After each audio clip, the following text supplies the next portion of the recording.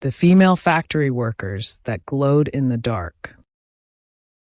When Marie Skłodowska-Curie and her husband Pierre discovered radium in 1898, the potential dangers of being exposed to the radioactive chemical element were still a mystery.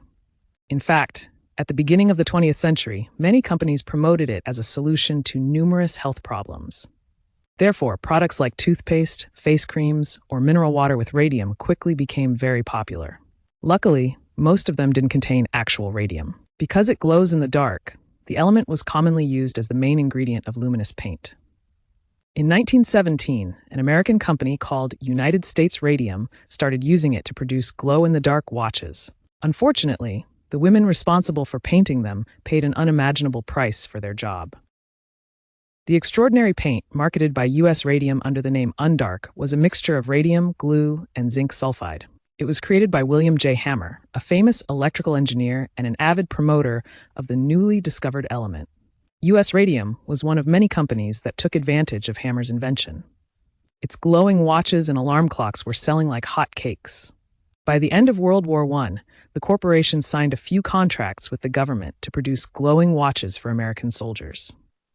Because the products were in such high demand, about 70 young women were hired to cover watch dials with the radioactive paint. Their bosses assured them the job was safe, even though they knew it wasn't. The radium girls were even told to lick their brushes to ensure their work was precise and that the paint didn't dry too quickly. Unsurprisingly, that made their skin, teeth, and clothes glow. Some girls would even use the dangerous substance to paint their nails. None of them realized that they were actually poisoning themselves. It didn't take long for the first signs of radiation poisoning to show. The girls were feeling weak, and many of them became anemic. Their bones were also becoming increasingly fragile, which meant they were breaking very easily. Another common symptom was intense jaw pain. In some cases, it was so strong that it made eating impossible. One of the young women who were experiencing these issues was Grace Fryer. She got a job in the U.S. Radium factory soon after it opened and quit in 1920. About 2 years later, her teeth started falling out and her jaw began to hurt. She went to a few doctors, but they had no idea what could cause such problems.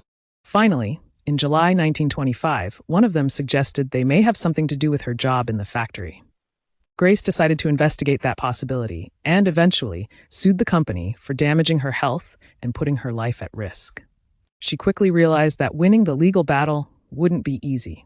It took her 2 years to find a lawyer who agreed to represent her and other women in court.